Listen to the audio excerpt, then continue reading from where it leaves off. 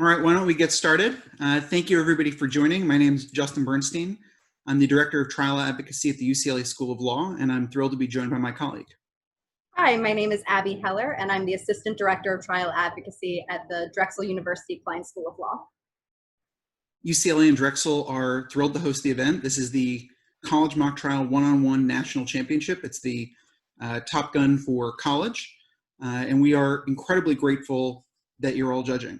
I always tell our judges that we're grateful for their attendance because we know it's a huge devotion of time, but in particular with this group, because I don't think we've ever had any collection of judges as talented, experienced, and successful as this one. I'm literally looking at multiple national champions, AMPTA presidents, law school legends, and I see Professor Poles has joined us. We have national champions back from when I competed, which was more than a couple of years ago.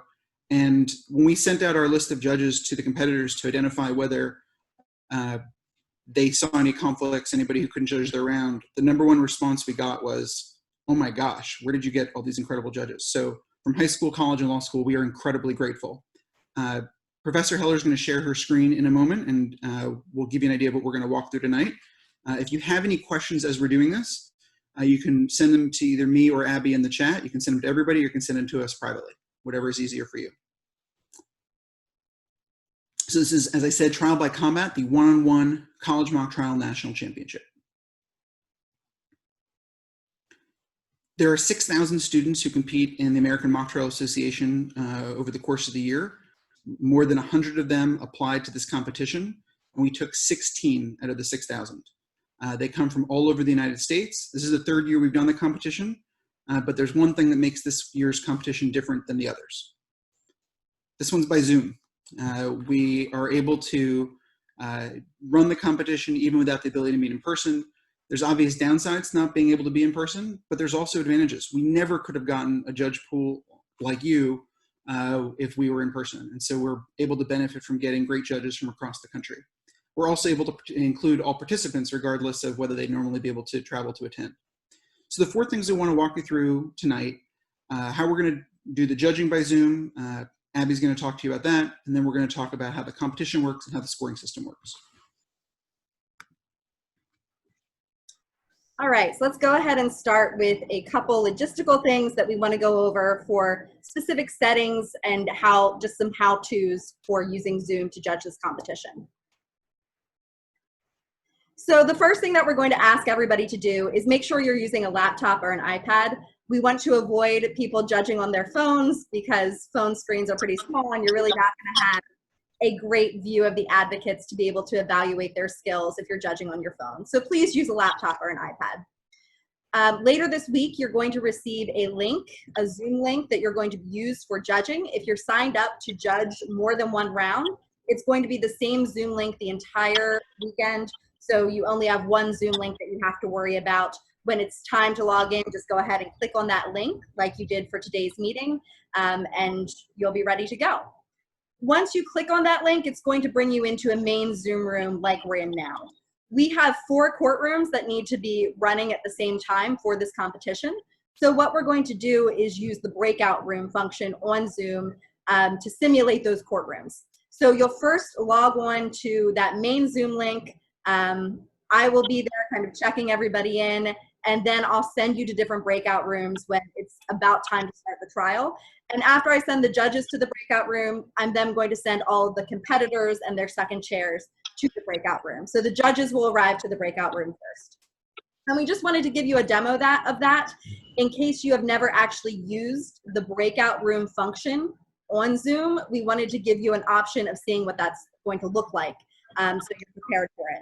So in a moment, I'm going to open the breakout room. I just did 1 room for everybody today. We'll be using 4 for the tournament. It's going to give you an icon that says, join, you've been invited. Would you like to join the breakout room? When that dialog box pops up, go ahead and click join to actually go into the breakout room. So I'm going to do that now, and everybody go ahead and hit join when you see that box pop up.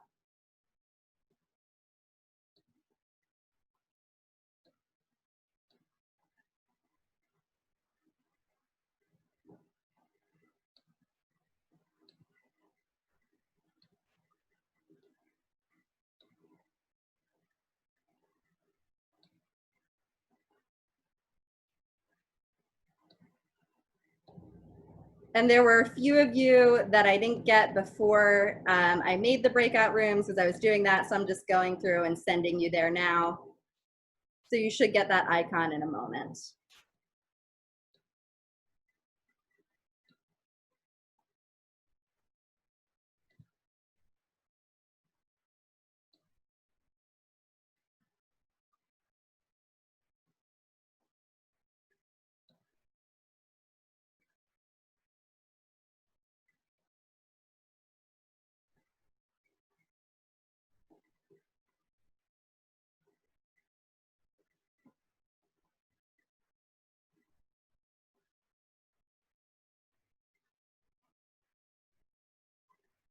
All right, and you should have, if you're back in this room, you would have seen an icon that said you have 60 seconds to leave the breakout room. And for people who didn't go ahead and leave on their own, we'll just wait for them to get back. We're at about 30 seconds right now. So that's the breakout room function. And that is the function that we will be using to conduct all of our trials for this tournament.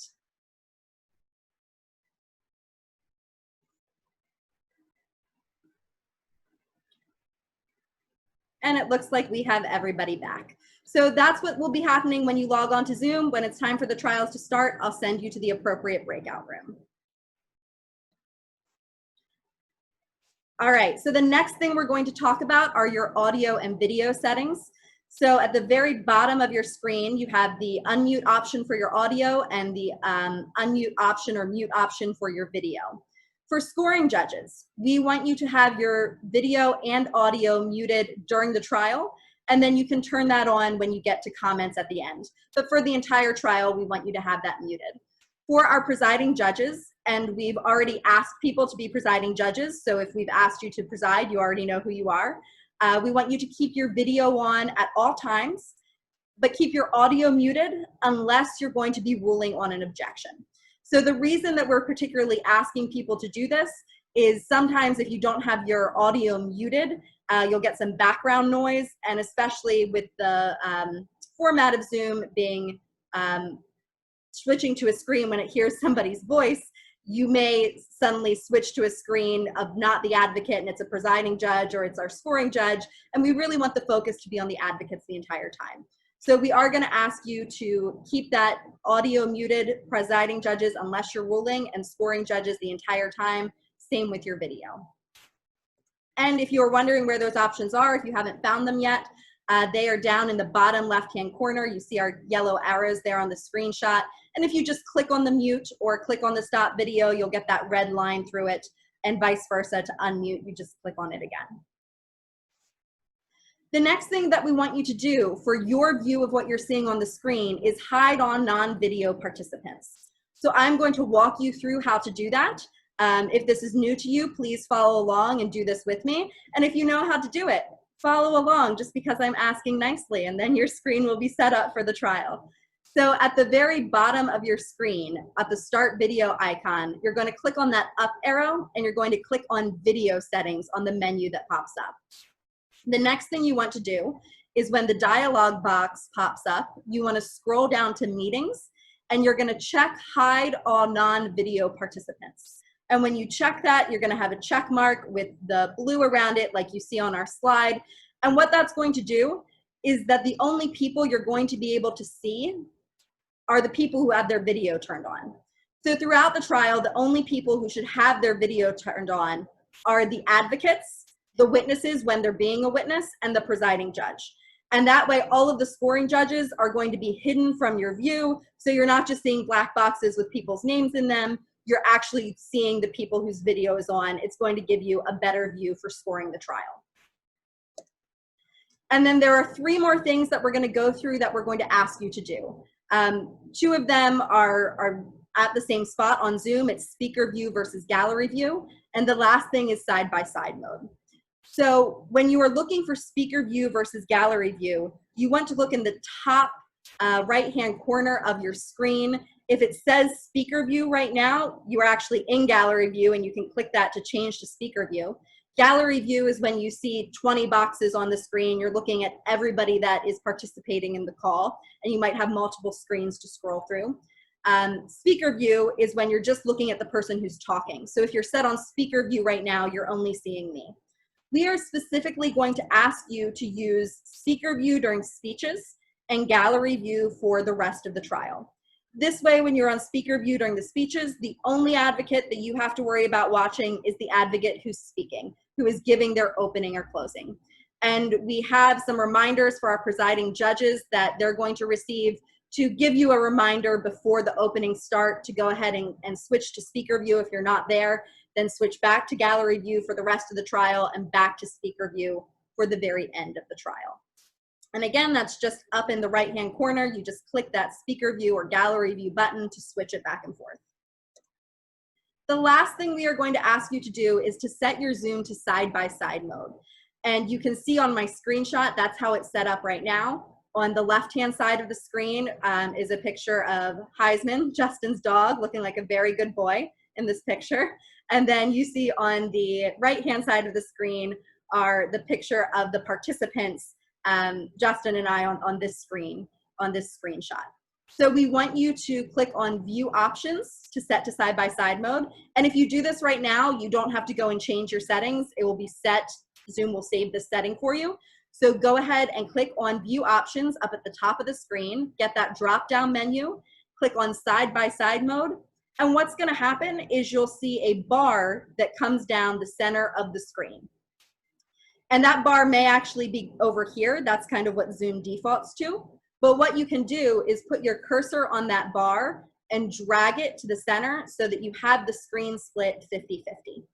And when you split the screen 50-50, the purpose behind doing this is that if you have an advocate who's showing you an exhibit, you can still see them advocating at the same time. So we're not losing the ability to still watch and score their advocacy by putting them in a tiny little box in the top corner of your screen.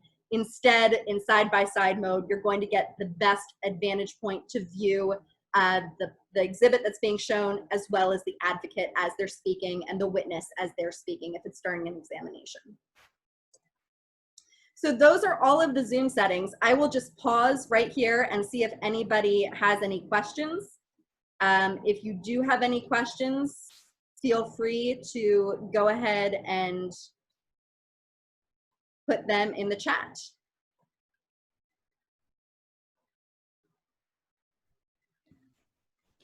Give me 1 second. So I don't see your video. My Zoom automatically hides on non-video people. Awesome, you're already in that setting. All right, this doesn't look like chatter. It doesn't look like there are questions. I don't think side-by-side view is an iPad option. Zoom on the iPad does function a bit differently. I don't know off the top of my head how to tell you to switch an iPad into side-by-side view, and I'm not sure if that is a capability. Justin, do you, you started to speak. Did you want to chime in on that? I don't think it's available on iPad. You want to have, as Colin's saying, you want the Zoom app to see more than one camera. But we're recommending that everybody who's able to use a laptop, do it with a laptop. You're going to have more functionality and you're going to be able to see more of their presentation.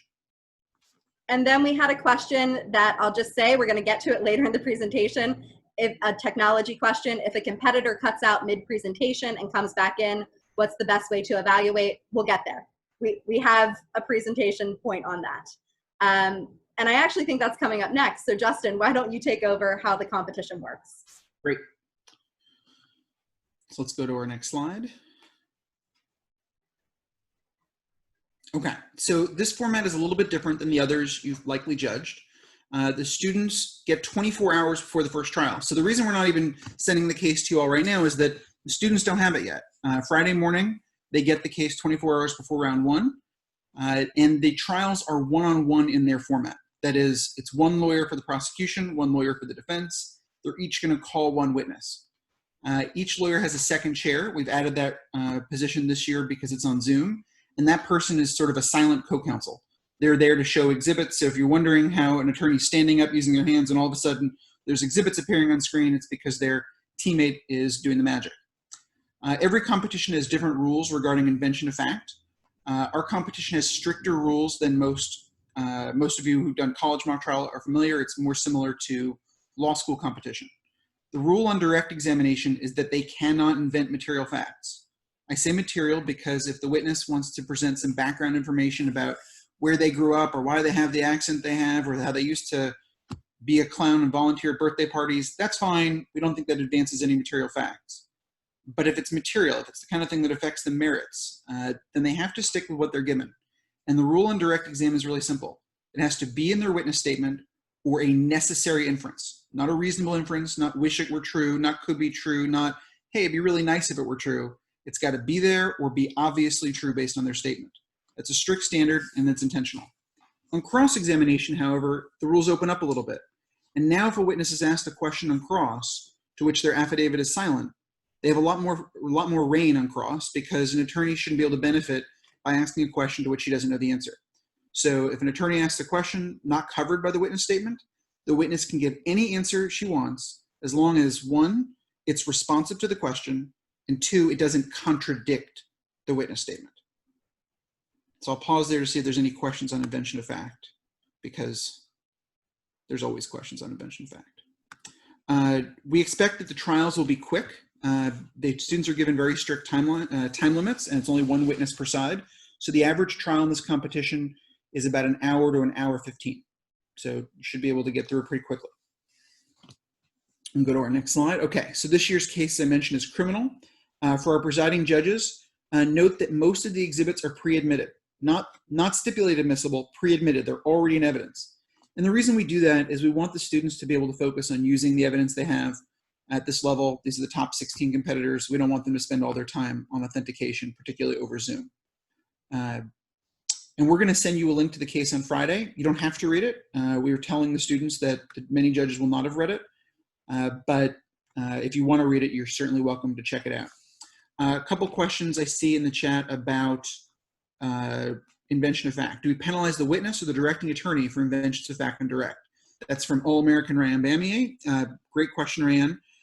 The answer is you have to use your judgment. If it looks like the attorney was eliciting that information, if the attorney asked a question that prompted a responsive answer that we later find out to be an invention, I think you ding them both. If the attorney asks what appears to be an innocuous question, the witness went on a rant and provided information that appears it wasn't sought, then I think you just ding the witness.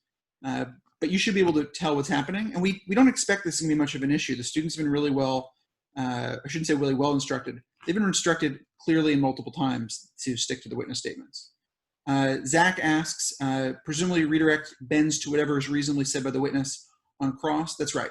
It's not a license to automatically invent, but you have to be able to respond on the redirect examination.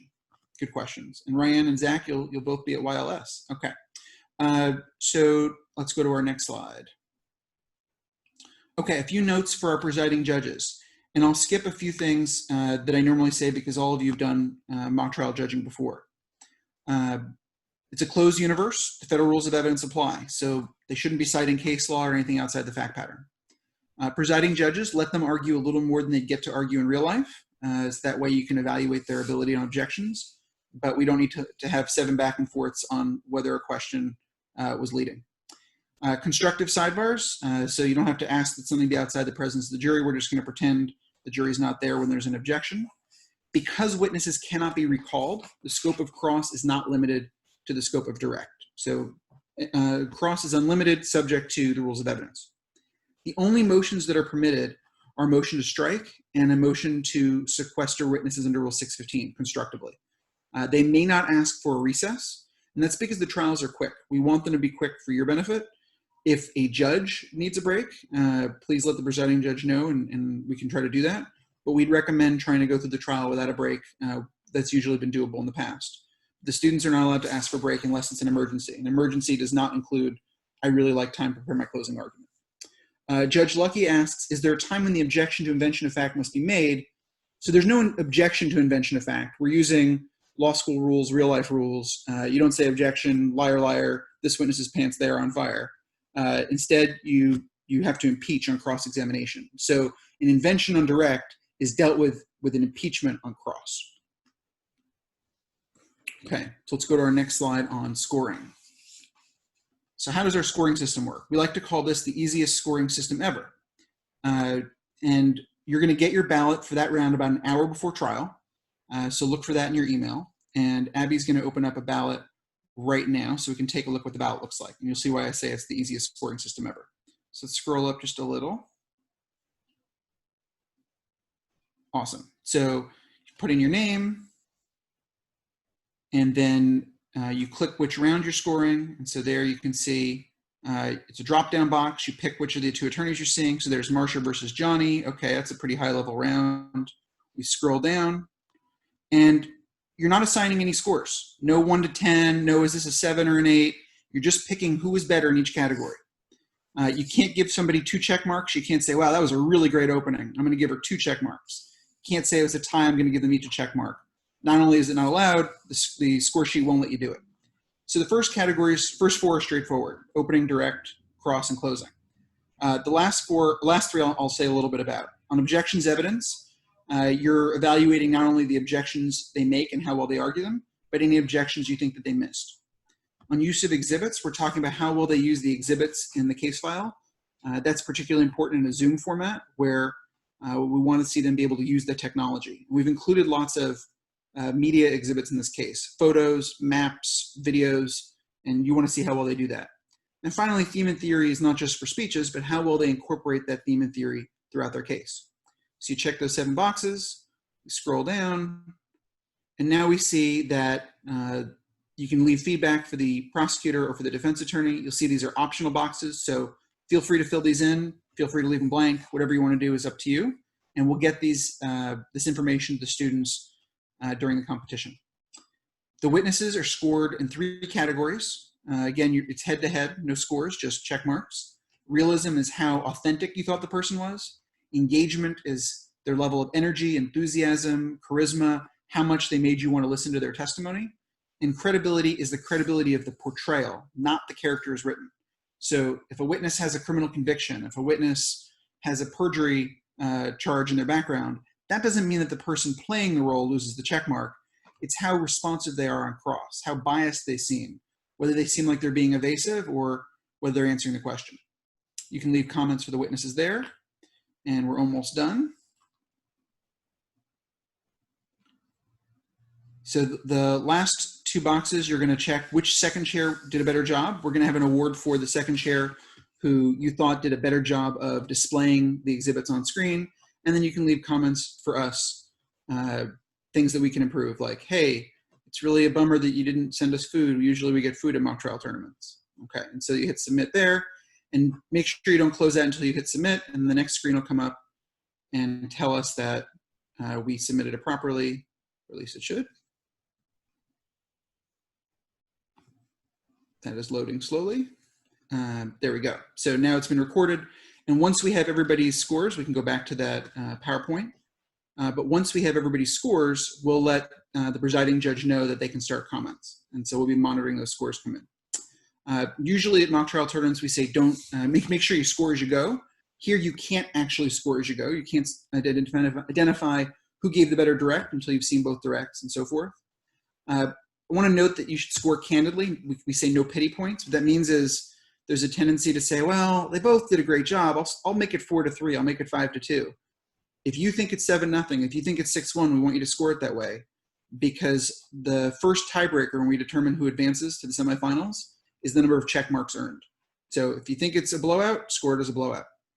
A couple people asked, what do we do if there's a technical difficulty? If a student loses connection for a second, if you don't hear some words, if you lose connection?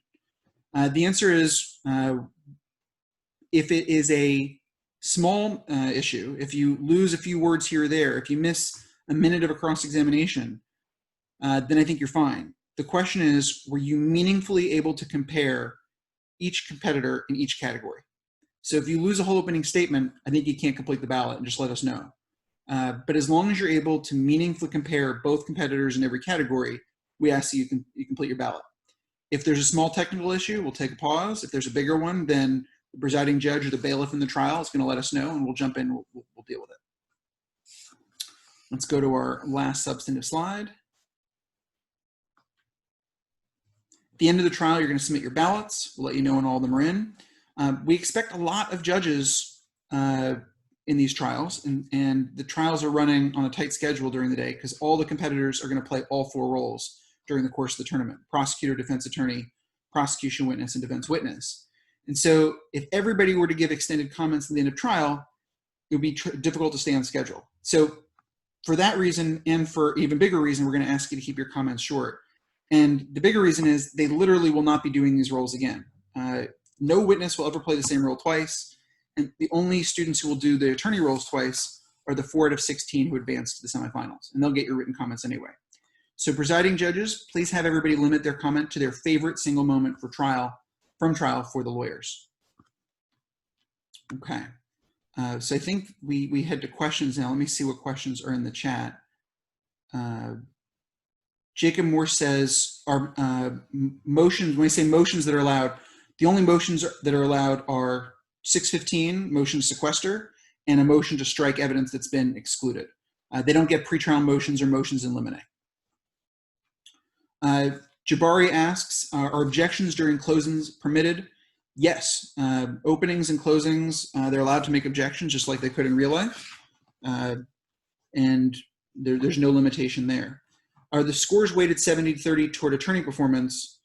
From your judging perspective, I don't think it makes a difference. You're going to score them on the seven categories for attorneys and 3 categories for witnesses. Ultimately, yes, their final determinant of whether they advance to the semifinals, their attorney scores are weighted more heavily because this is an attorney-focused competition. Jonathan Woodward says, you should remind them that you're better than most real attorneys. I suspect that will be true. Let's see. The federal rules of evidence and federal rules of criminal procedure would apply. And Colin wants you to know that he's going to feel like he was in a real courtroom with you today. So I think we're getting the greatest hits here of things you don't need to say. Shahir Rahman asks, I was told by trial by combat, when does the fight take place? I'll tell you later, but he's judging the final round. So that should be a real fight.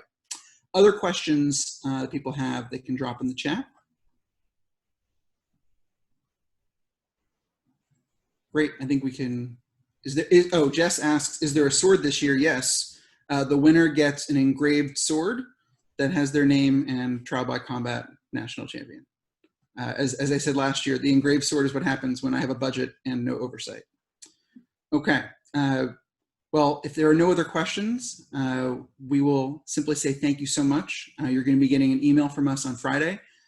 We're incredibly grateful that you joined, and we think you're going to really enjoy the competition. The students are tremendous. Thanks, everybody, and have a great night. Thank you so much.